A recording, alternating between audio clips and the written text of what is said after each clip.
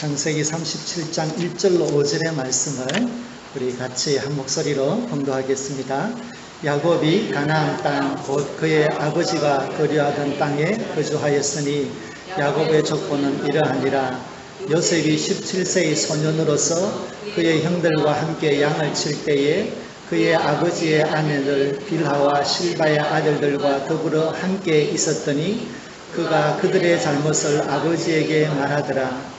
요셉은 노년에 얻은 아들이므로 이스라엘이 여러 아들들보다 그를 더 사랑하므로 그를 위하여 채색옷을 지었더니 그의 형들이 아버지가 형들보다 그를 더 사랑함을 보고 그를 미워하여 그에게 편안하게 말할 수 없었더라.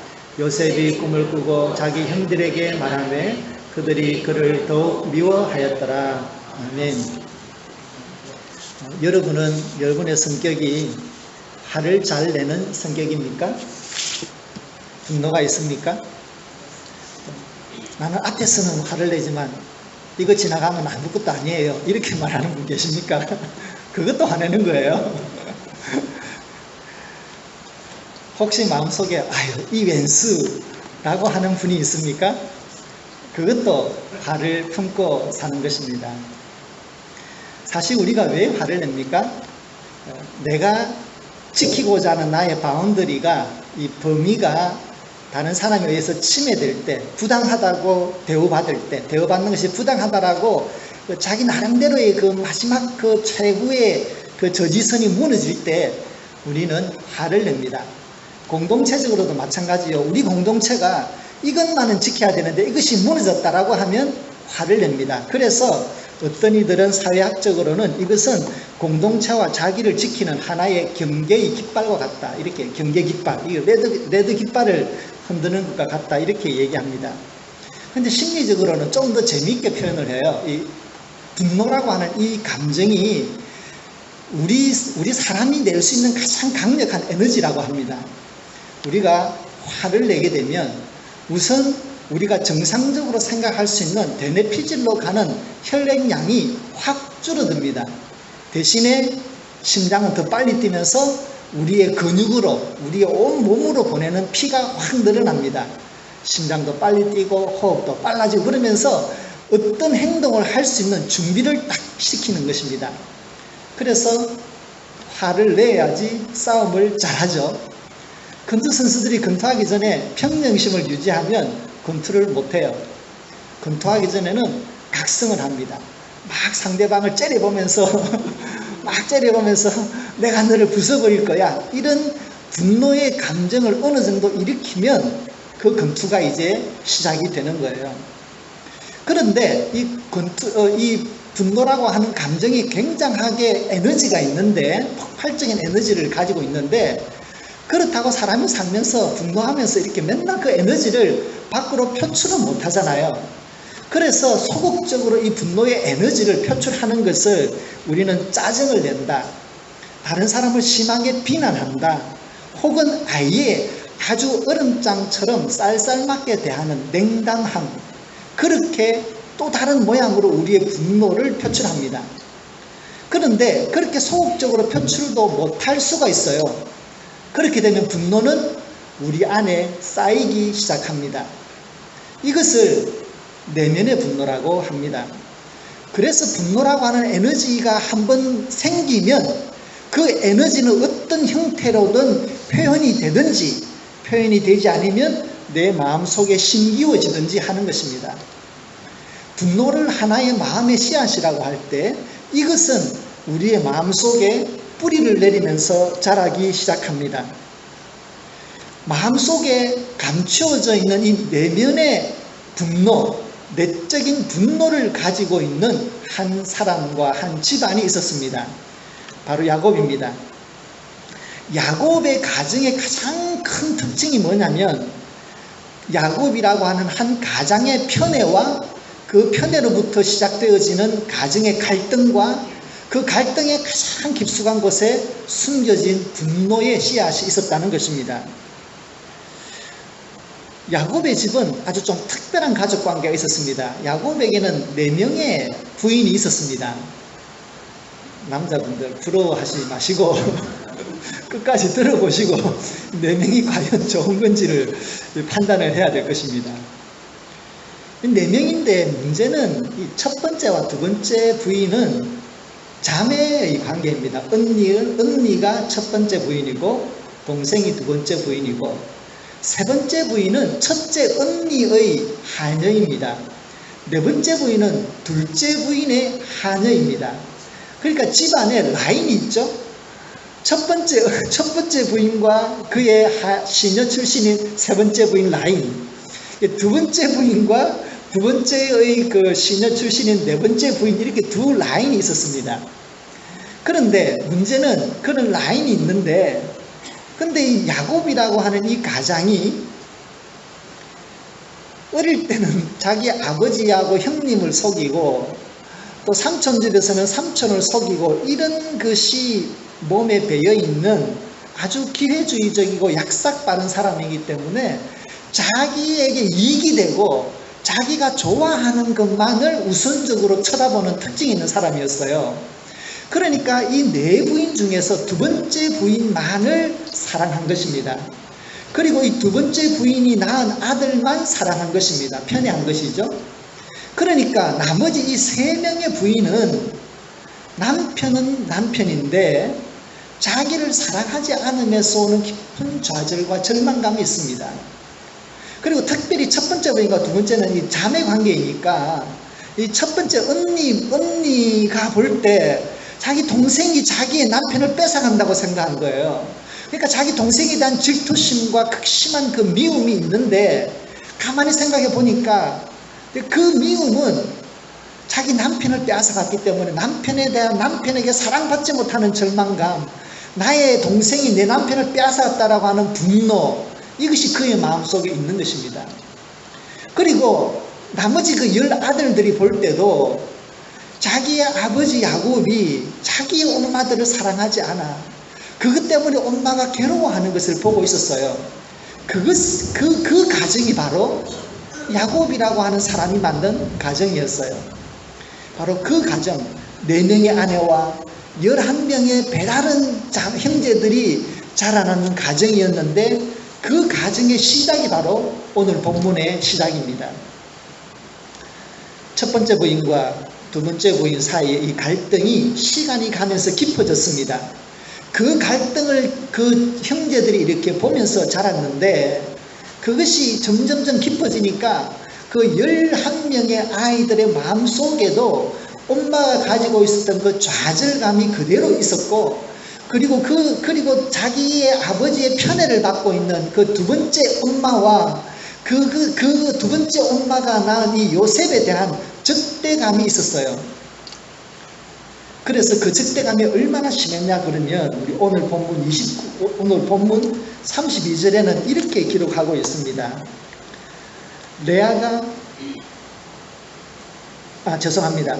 그런 적대감을 가지고 있었는데 그런 그 가족의 그 편애가 시간이 지나면서 점점점 깊어지고 있었는데 그 깊어지고 있는 과정, 그 편애가 낳고 있는 그 아주 복잡해지는 그 과정을 첫 번째 부인이 아들을 낳아가는 과정을 통해서 성경은 우리에게 설명하고 있어요.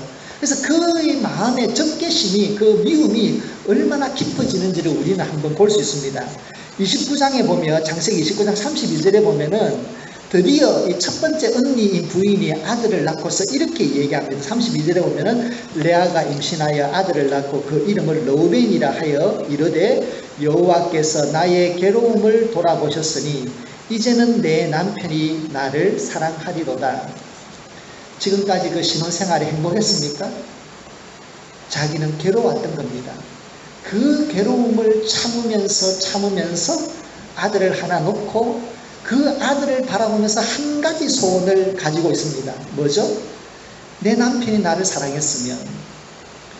이것은 결혼할 때부터 가졌어야 되는 소망이고 결혼할 때부터 만족되어져야 하는 소망이었습니다. 그런데 그게 만족되지 않았어요. 근데 그 다음에 아들이 누굴 낳았습니까? 시몬을 낳고 레위를 낳고 유다를 낳고 이래 했는데요. 그 이름에는 다 뜻이 있어요. 여러분 한번 보시겠습니까? 모두 다 6명의 아들을 낳았는데 첫 번째 아들을 놓고서는 야, 이제 내가 아들을 낳았다. 얘가 아들이야. 나를 사랑하겠지. 두 번째 시므온을 낳고서는 여호와께서 내가 사랑받지 못하는 것을 들으셨구나. 내가 사랑받지 못하는 것을 들으셨다. 라고 하면서 시므온을 낳은 거예요. 레위를 낳고서는 뭐라 그런 줄 아세요? 이제는 남편이 나와 같이 살아주겠지. 그래서 연하. 그 다음 유다를 낳았어요. 유다를 낳아서는 이제는 좀 포기한 것 같아. 내가 이제는 여호와를 찬송하리로다. 이제는 남편은 포기하고 그냥 하나님으로 내가 위로받아야 되겠다. 이렇게 마음에 먹었어요. 근데 여러분, 하나님으로 위로받아야지 하는 이 마음이 남편의 사랑으로 채워져야 되는 마음을 메울 수 있습니까? 그건 하나님도 메울 수가 없어요. 그것은 남편의 사랑이 메울 수 있는 것입니다. 그래서 여전히 마음에 헛헛한 마음을 가지고 살아갔어요.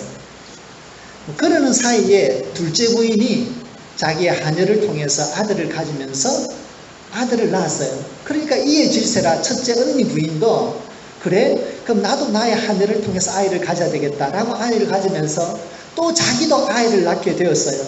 그렇게 낳은 아이가 네 번째 납달리입니다. 납달리 제목이, 이름이 너무 가슴이 아파요. 내가 언니와 크게 경쟁하여 이겼다. 납달리. 내가 언니와 씨름해서 이겼다. 이 가정에서 이게 있을 말이에요. 그 다음에 다섯 번째로 이사갈이라고 하는 아들을 낳았어요. 그러면서 이렇게 고백합니다. 내가 내 시녀를 내 남편에게 주었으므로 하나님이 내게 그 값을 주셨다. 이사갈. 하나님이 나를 보상해 주셨다. 마지막 여섯 번째 아들 스불론을 낳았는데요. 그때는 이렇게 고백해요. 하나님이 내게 후한 선물을 주시도다. 내가 남편에게 6 아들을 낳았으니 이제는 그가 나와 함께 살리라. 후한 선물이다. 근데 여기에서 마지막 순간까지 첫째 부인 레아는 남편의 사랑에 대한 갈증을 채우지 못하는 것을 보게 됩니다. 이처럼 이 가정 속에서 한 어머니가 그리고 그로부터 난 아이들이 깊은 마음의 좌절감과 그로 인한 상실감과 그것에 대한 분노를 내면에 가지고 있으면서 가정이 복잡해지는 거예요. 그것이 우리가 오늘 보게 되는 본문의 배경입니다. 그 갈증이 얼마나 심했느냐면 오늘 본문 4절 5절을 여러분 다시 한번 읽어보겠습니다. 4절 5절 같이 읽습니다. 그의 형들이 아버지가 형들보다 그를 더 사랑함을 보고 그를 미워하여 그에게 편안하게 말할 수 없었더라. 야곱이 꿈을 꾸고 그들이 그를 더욱 미워하였더라. 죄송합니다. 요셉이 꿈을 꾼 거죠. 제가 흥분했나 봐요. 여기 보면 미워하여서 말을 편안하게 할 수 없었다. 이 말은 가족으로서 날마다 얼굴을 부딪혀야 되지만 우리로 말하면 꼴도 보기 싫다. 말도 듣기 싫다. 이 정도로 형제간에 가족 안에서 차가운 벽이 있었던 것입니다. 이런 마음으로 한번 살아보셨어요? 차마 죽지 못해 산다. 이런 분들 보셨습니까? 옛날에 우리 어르신들이 말하는 화병이 무엇입니까? 바로 이것이 내면의 분노이지요. 사랑받지 못하는 가족들의 마음속에 그들의 마음속에는 분노의 씨앗이 자라고 있었습니다. 그래서 이 10 형제들은 자기 아버지에 대한 분노와 원망이 있었지만 그것을 아버지에게는 풀 수 없어서 대신에 그 동생 요셉에게 다 쏟아버렸습니다. 그래서 요셉을 애굽에 가는 사람들에게 노예로 팔아버리고 말았습니다. 그래서 우리는 요셉의 10 형제들 그들의 분노의 배경을 우리는 이해할 수 있습니다. 그들은 충분히 화를 낼 수 있고 그들은 충분히 미워할 수 있고 형제를 판 것은 잘못이지만 참 그 마음은 우리가 충분히 이해할 수 있습니다. 그러면 우리는 이제 요셉의 입장에서 한번 보겠습니다. 요셉은 아버지가 형들보다 나를 더 사랑하는구나, 다른 세 어머니들보다 내 엄마를 더 사랑해 주는구나 라고 마냥 좋아만 했을까요? 그도 17살 나이가 될 때까지 눈치를 보았겠죠. 알았을 것이에요. 우리 아버지가 나를 더 좋아하는 것은 좋은데 형들이 나를 미워하고 내 나머지 세 어머니들이 사랑받지 못하는구나 라고 하는 것을 알았을 거예요. 그리 알았을 것입니다. 그렇다고 해서 형들이 자기를 노예로 팔았기 때문에 나 형들 이해해 라고 했을까요? 그도 노예 생활하면서 나를 이곳에 팔은 형들에 대한 죽이고 싶은 그런 미움과 원망과 분노가 있었을 것이에요. 그런데 여러분, 여기서 우리가 한 가지 생각할 수 있는 것은 성경은 그 형들과 아버지의 야곱의 편애와 형들의 그 아주 불편한 마음들, 그리고 레아가 점점점 마음이 피폐해져 가는 과정을 보여주면서 이 요셉이 가졌던 그 분노, 이런 것에 대해서 언급을 하지 않아요. 그래서 우리는 성경적으로 믿음적으로 볼 때 그는 그냥 마음이 아주 넓어서 하나님이 돌봐주셔서 그것이 없어질 것이다 이렇게 생각하면 좀 이것이 우리가 잘못 이해하는 것 같아요.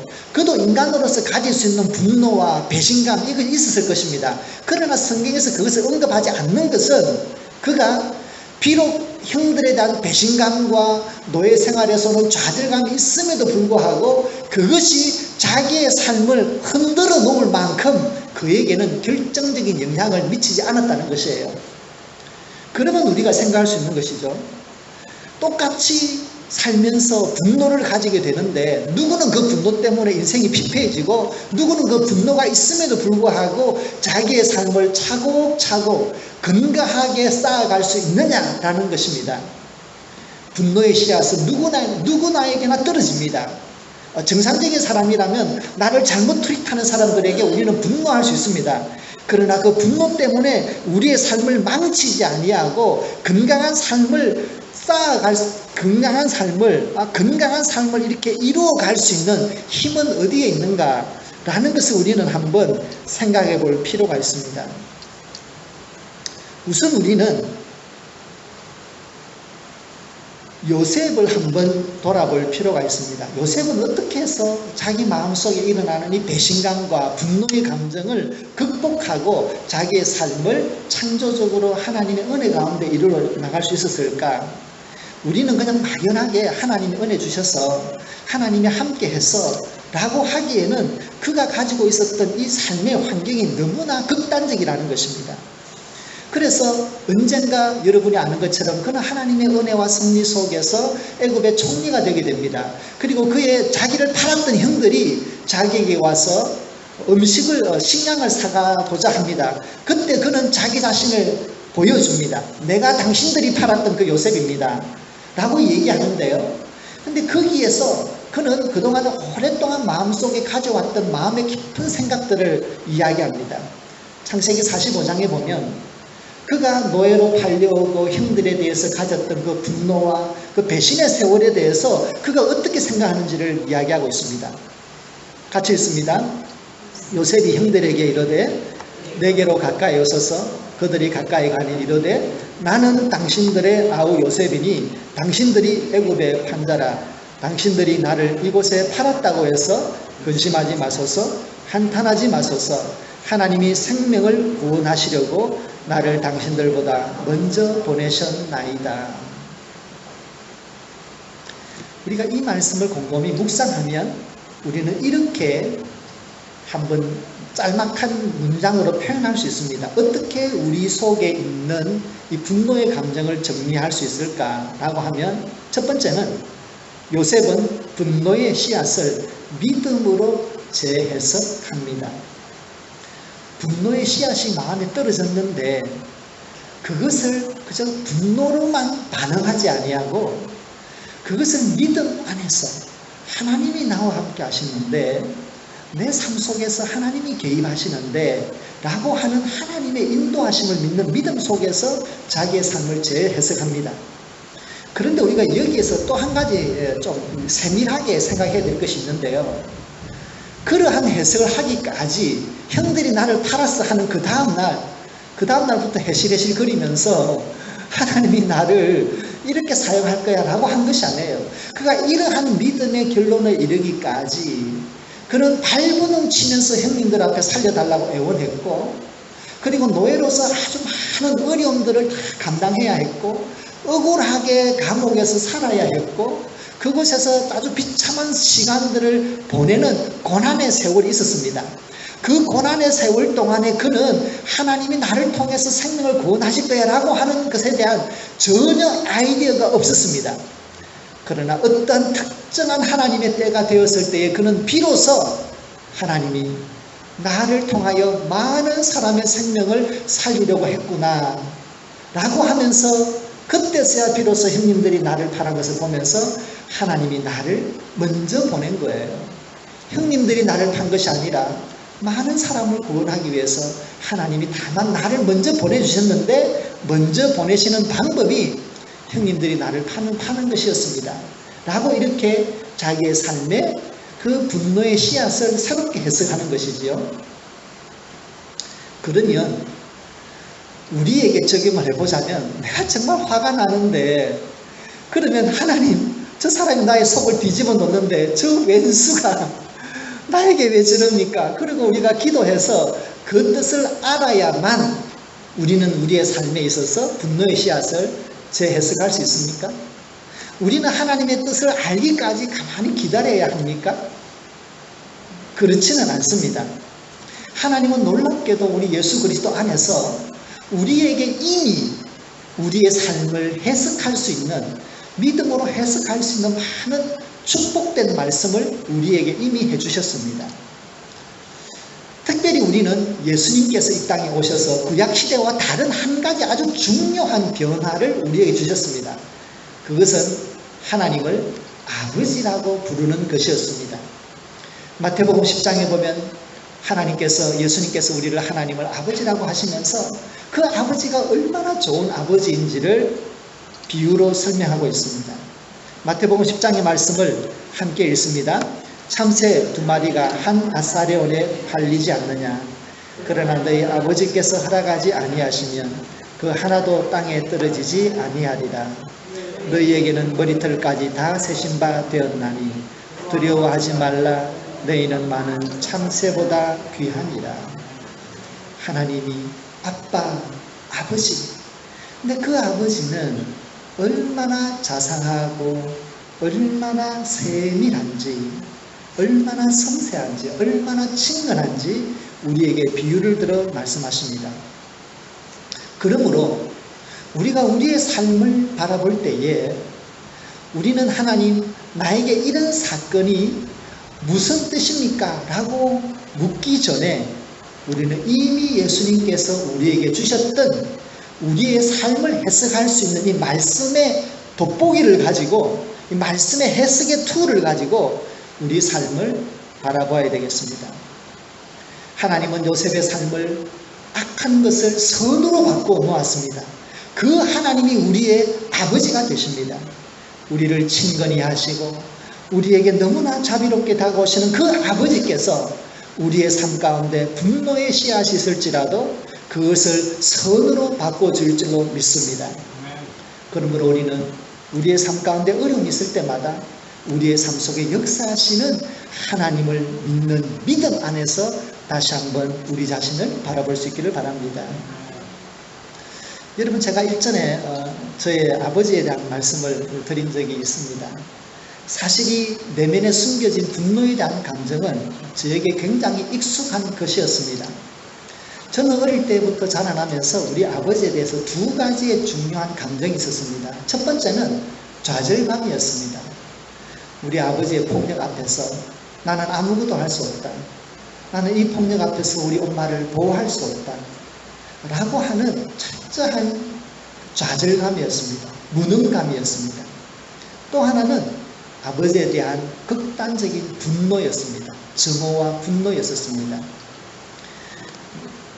그런데 참 감사하게도 분노와 증오감과 그리고 좌절감, 그것이 제 아버지에 대한 감정이 가지고 있었음에도 불구하고 저는 거기에 대해서 사실 뭐 성격에 있어서 영향은 받았겠지만, 그러나 제 삶에 있어서 그게 크게 저에게 영향을 미치지 않았습니다. 왜냐하면 저는 교회에 갈 때마다, 말씀을 읽을 때마다, 기도할 때마다 정말 하나님의 하나님 사랑, 그 그리스도의 그 따뜻함, 그것을 느낄 수 있었습니다.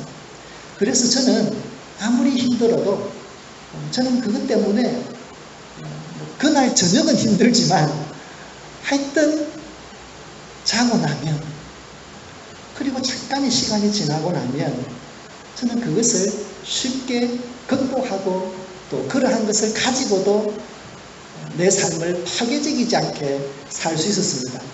저는 정말 하나님의 은혜라고 생각합니다. 제가 고등학교 때부터 또 대학 시절에 제 마음속에 언제나 흔들리지 않는 하나님의 말씀이 있었습니다. 누구든지 그리스도 안에 있으면 새로운 피조물이라. 보라, 이전 것은 지나갔으니 새 것이 되었도다. 내 삶 속에 많은 부정적인 감정의 씨앗들이 떨어지지만 내가 그리스도 안에 있다. 하나님이 나를 날마다 새롭게 창조해 나가신다. 라고 하는 그 믿음과 하나님의 그 따뜻한 은혜는 내 삶을 붙들 수 있었습니다. 하나님은 우리의 좋으신 아버지이십니다. 삶 속에 우리의 마음속에 많은 부정적인 감정이 있을지라도 그 하나님을 아버지라 부를 때 하나님이 이 모든 것들을 넉넉히 이길 수 있는 삶의 내면의 힘을 주실 줄로 믿습니다. 마지막으로 우리는 이 모든 불행의 원인이 되는 책임이 가장 큰 이 가장인 야곱을 한번 보겠습니다. 야곱은 자기의 아들 요셉이 죽은 줄 알았습니다. 그러나 결국에는 애굽에 가서 자기 아들을 만나게 됩니다.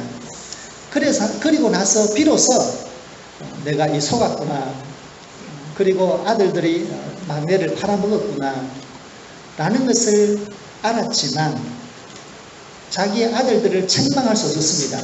왜입니까? 그 모든 원인이 자기가 가족들을 사랑하지 않은 데서 온다는 것을 알았습니다. 그래서 자기의 삶에 대한 깊은 후회가 있었습니다. 야곱은 애굽에 와서 애굽의 바로를 만납니다. 바로가 야곱이 어르신, 나이가 몇 살입니까? 이렇게 물었을 때에 야곱은 그 나이를 대답하면서 이렇게 이야기를 합니다. 내 나그네의 길의 세월이 130년입니다. 내 나이가 얼마 못되니 우리 조상들의 나그네의 길의 연조에 미치지 못하나 험악한 세월을 보내었나이다. 험악한 세월을 보내었습니다. 누구 때문에 보냈습니까? 자기의 미숙함 때문에, 자기의 조급함 때문에, 자기의 편애 때문에 자기만 험악한 세월을 산 것이 아니라 사실 가족 모두들이 험악한 세월을 살았습니다. 그래서 그는 자기의 아들들에게 너 왜 동생 팔아먹었느냐 말할 수 없었습니다. 대신에 그는 자기의 실수 때문에 괴로움 가운데 자라던 이 아이들과 화해하기 원했습니다. 마지막 자기의 죽음을 앞두고 모든 아들들을 불러 모읍니다. 그러면서 아들들, 첫째 아들부터 막내까지 한 명 한 명의 이름을 불러가면서 그들을 위한 마지막 축복의 기도를 해주게 됩니다. 그러면서 그 축복의 기도가 다 끝나고 나면 성경 창세기 49장에는 이렇게 이야기를 하고 있어요. 49장 28절의 말씀을 같이 읽겠습니다. 이들은 이스라엘의 12지파라. 이와 같이 그들의 아버지가 그들에게 말하고 그들에게 축복하였으니 곧 그들 각 사람의 분량대로 축복하였더라. 아멘. 한 인간의 부족함에도 불구하고 하나님은 승리 가운데 이스라엘 12부족을 세우셨습니다. 한 인간의 부족함과 연약함과 그 많은 흠에도 불구하고 하나님의 은혜 속에서 마지막에 자기의 아들들과 화해하고 축복으로 삶을 마무리하는 것을 보게 됩니다.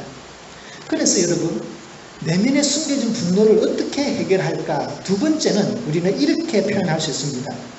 복의 기도는 내면의 분노를 녹일 뿐만 아니라 새로운 시대를 여는 힘이 있습니다.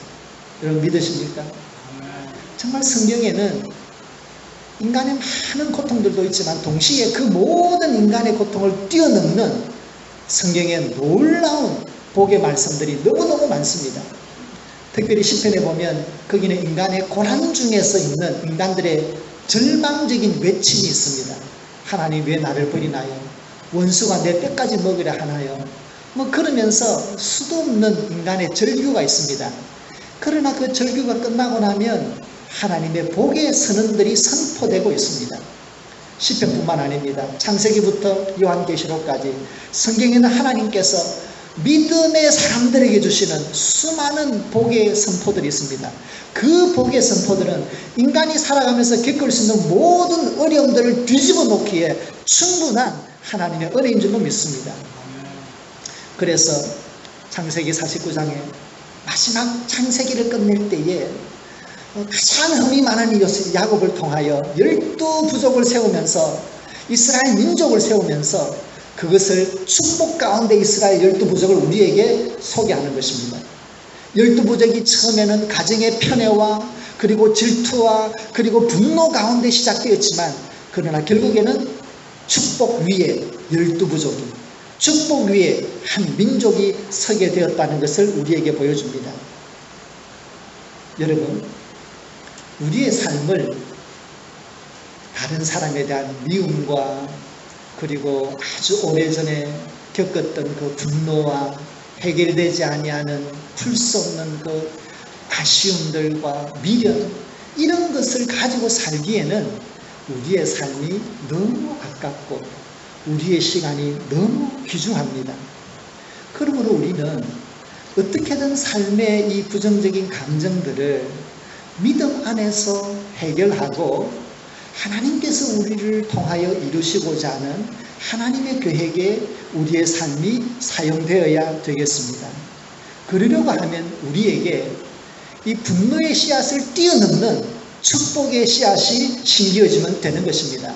축복의 말씀이 심겨지면 되는 것입니다. 성경을 읽을 때마다 그 복의 말씀을 볼 때에 하나님 이 말씀을 나에게 주시는 것으로 믿습니다. 이 말씀이 나와 나의 가정과 나의 온 삶에 부어주시는 하나님의 약속인 줄로 믿습니다. 이렇게 믿고 고백하고 기도하면 그 말씀이 우리의 삶 속에서 역사할 줄로 믿습니다. 왜입니까? 하나님의 말씀은 살아있고 능력이 있기 때문입니다. 하나님의 말씀은 하나님의 인격이 걸려져 있는 생명의 말씀이기 때문입니다. 그러므로 그 말씀을 믿는 사람에게는 하나님은 자기의 인격을 걸어서 그 말씀을 성취시켜 주시는 것입니다. 그러나 여러분에게 행여나 부정적인 감정의 씨앗들이 있습니까? 그것이 어쩌면 분노의 감정일 수도 있습니다. 그러나 그것을 뛰어넘는 하나님의 말씀을 붙드시기를 부탁드립니다. 에베소서 3장의 말씀에 보시게 되면 하나님께서 우리의 삶을 빚어나가시는 그 믿음 안에서 우리의 삶을 어떻게 빚어나가시기 원하느냐라고 하는 이 축복의 말씀이 있습니다. 그리고 오늘 이 말씀을 읽으면서 정말 이 말씀대로 우리의 삶이 우리의 믿음이 쌓여지기를 바랍니다. 같이 읽겠습니다. 믿음으로 말미암아 그리스도께서 너희 안에 계시게 하셨고 너희가 사랑 가운데서 뿌리가 박히고 터가 굳어져서 너희 모든 성도와 함께 지식에 넘치는 그리스도의 사랑을 알고 그 넓이와 깊이와 높이와 깊이가 어떠함을 깨달아 하나님의 모든 충만하신 것으로 너희에게 충만하게 하시기를 구하노라. 아멘. 우리의 믿음의 이 거룩한 씨앗이 여러분들 심령 속에 깊어져서 그리스도의 사랑과 하나님의 은혜 아래 뿌리를 박아 건강한 삶을 사시기를 주님의 이름으로 축원드립니다.